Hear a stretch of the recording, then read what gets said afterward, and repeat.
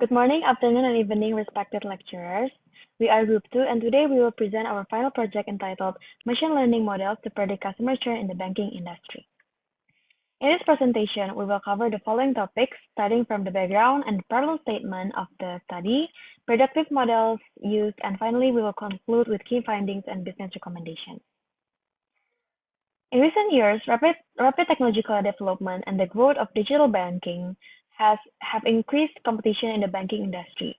As a result, customer churn has become a critical issue for banks, and since retaining existing customers is far more cost-effective than acquiring new ones. So, through this project, we aim to analyze customer churn using machine learning models and provide meaningful business insights that can support customer retention strategies. So we have these research questions and objectives.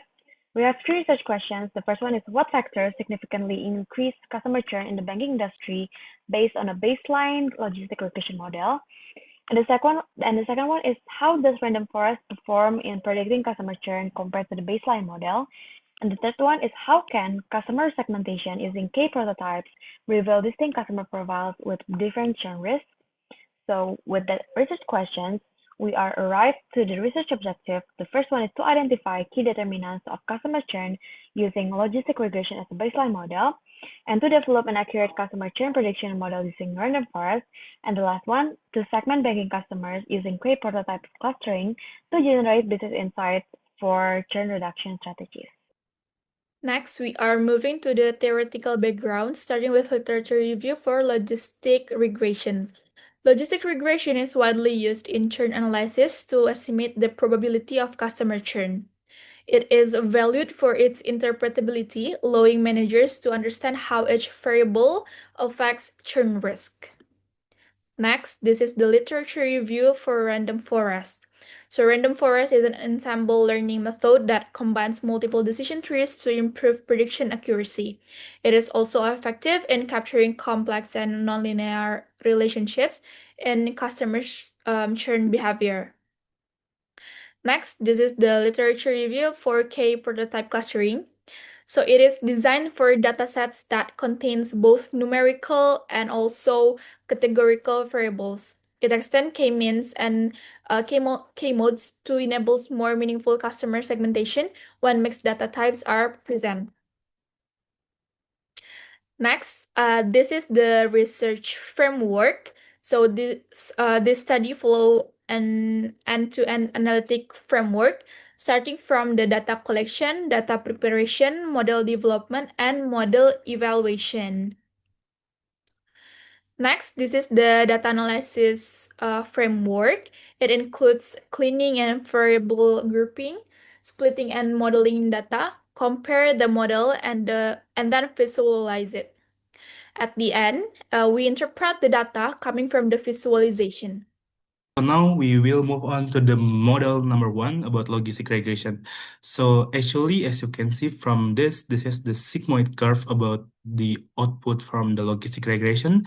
So this one correlates about the age with the higher churn risk, and about the interpretation for the business insight, the age is seen indicates some strong positive correlation where churn probably is rise significantly as a customer age increases. And from the assumption that the younger customer are less stable, retention strategy for this bank should be aggressively prioritize the older demographic who saw the highest flight risk.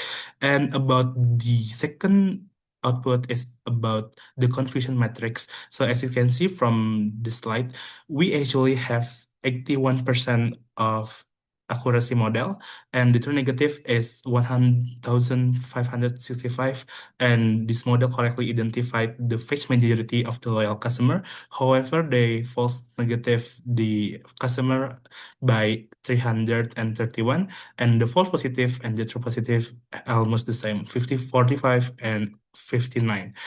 However, as you can see from these things, actually we made four model for the accuracy part. So the first one is about only the age variable. The second one is the age and active variable. The third one is age, active, and gender. And the last one is about the stepwise. So we use all the variable given. And based on the accuracy test, it is interesting because as you can see, the model number 3 has some highest accuracy test than the stepwise. And moreover, at the bottom part, so there are some odds ratio. So age is the primary risk factor for the churn rate customer. So more older they are, the more probability they will exit. And they need some immediate retention attention. And the second one is about the active membership. So this is the strongest loyalty shield, about 0.3%. So actually, just making a customer to be active decreases the chance of the churning by approximately 70%. So engagement campaigns are the most efficient. And the second one is about the gender dynamics. So actually, the male client in this sample are naturally more stable and less likely to churn than the female clients. And moreover, about the accuracy model. However, despite of the accuracy, which is 81.2%, there are some accuracy paradox. So the baseline for the no information rate is 80%, and it is a really big number for the logistic regression. And this is shows some systemic bias. And from the bottom part, for the sensitivity and specificity, there are some imbalance, like they have sensitivity of 97%, however, the specificity is only 15%. And moreover, the overall accuracy of the logistic detection was 81.2%, and it seems maybe like very strong at the first stage. At the first stage. However, there are some baseline for no information rate of 80.5%, and it's only 0.7 percentage point over the naive guess. And this is not significantly significant for the statistic because the p-value is greater than 0.05, and it will demonstrate some bias in favor of the majority category. However, there are some critical drivers or insight about this. The first one is the primary risk factor. So actually there are age and geography, which is the best predictor of attrition. Like the model valued a sharp rise in the probability of churning with some increasing age, and also like the customer in Germany have a much higher risk profile. And the second one is about the most potent protective churn factor is about the loyalty shield. So they must actively make some membership, so the probability will fall drastically, and the simulation of activity is one of the main ways of retention. And the last one is about the demography subtly, because gender is a statistically relevant factor. So the male customer were lower than a female, and there is some gap implying that there should be a product or maybe some reviews for the engagement campaign that are specifically to gender. Okay, now there's the second model, random forest. In the second model, in random forest output, this is the confusion matrix churn prediction. There is a true negative, true positive, false negative, and false positive. The confusion matrix illustrates how well the random forest model classifies churns and not churns customer. In true negative, there are 1,538. The model correctly identified a large number of customers who didn't churn. This indicates strong performance in recognizing loyal customers. Then there is a true positive around 208. The model successfully identified a customer who did churn, which is crucial because this customer represents the retention risk. Also, there is a false negative in 199. These are customers who all actually churn but were predict as non-churn. While this shows that some churn cases were missed, the number is relatively controlled compared to the total churn population. Last one, there is false positive in 55. A small number of customers were predicted to churn but didn't. From a business perspective, this is less costly as this customer can still be target with retention alpha. Then there is random forest model performance in here. There's accuracy, 90, 95% CI, no information rate, and p-value. The model achieves an accuracy of 87.3%, indicating that the majority of predictions are correct. The The 95% confidence interval suggests that this performance is stable and not due to random chance. The model's accuracy exceeds the information rate, which represent a naive model that always predict the majority class. A p-value is under 0.001 confirms that the random forest model performs significantly better than the baseline. Integrated interpretation of classification matrix. The model provides statistically reliable prediction and substantially outperforms a trivial classification approach. Overall, the random forest model exhibits robust and balanced performance with high sensitivity to churn, case, and reliable precision, making it suitable for practical churn prediction.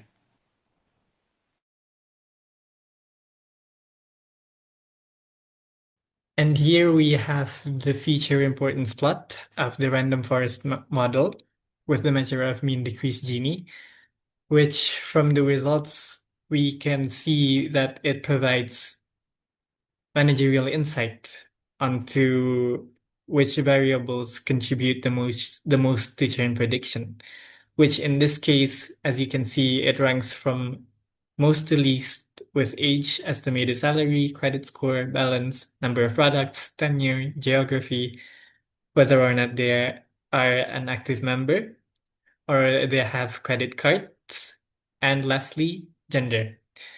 The feature importance plot shows that age is the strongest predictor, suggesting that churn likelihood varies significantly between age groups, and followed by estimated salary and account balance, which both play major roles, indicating that the importance of financial characteristics. And on the other hand, gender shows minimal importance, implying limited influence on churn behavior.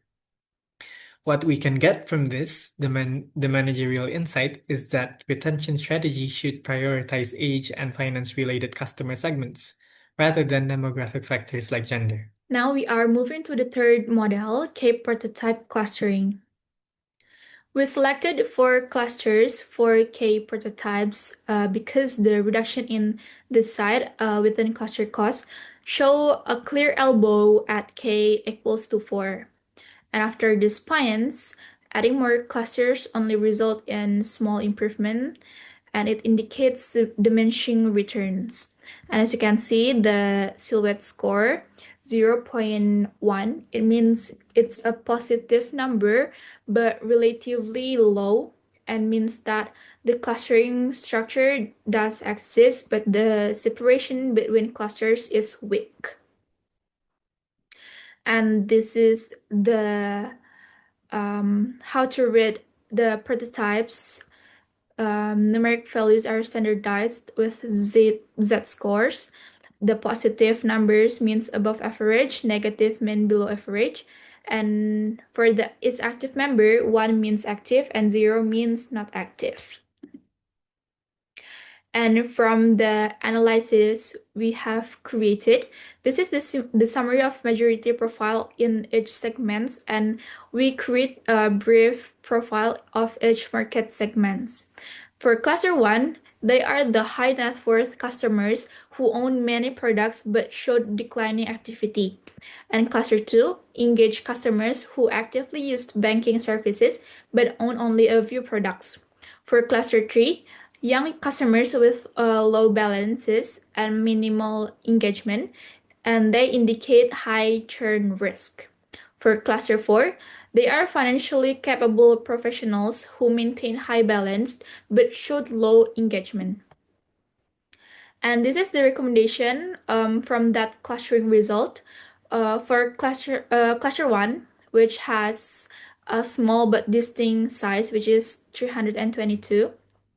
The bank may offer loyalty programs, personalized banking services, or premium incentives. The result, high-value customers return without aggressive discounts because the strategy focuses on recognition and exclusivity, not price.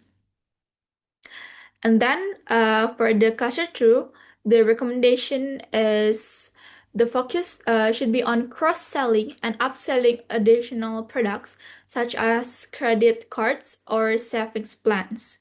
It will resulting in customers that stay active while gradually increasing products ownerships and revenue per customer. As this cluster has quite big size, which is 3,315. Now, let's take a look at the third cluster.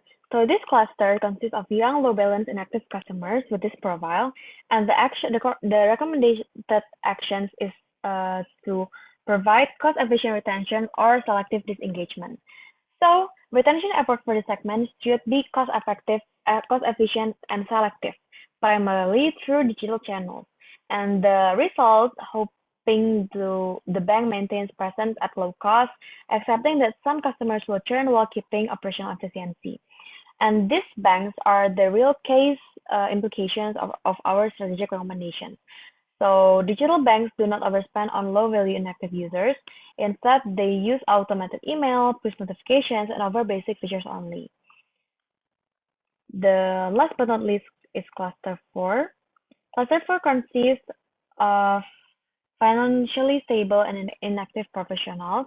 And our strategic recommendations for this cluster is for the bank should encourage engagement through investment products, premium services, or tailored offers for professionals. And the result, the inactive funds were converted into active investments, increasing both engagement and fee-based income. And these strategic recommendations already applied by Mandiri Prioritas and HSBC Premier. So the bank activated them using investment seminars, wealth management products, and tailored offers for professionals such as insurance and mutual funds. With this, for the clustering result, we conclude that the bank can focus on 4 distinct customer segments with different value levels, engagement patterns, and churn risk to optimize profitability and retention strategies. And the bank may choose to prioritize selected clusters or address multiple clusters simultaneously, depending on strategic objectives such as growth, retention, or efficiency. So these are the tiers of priority plans.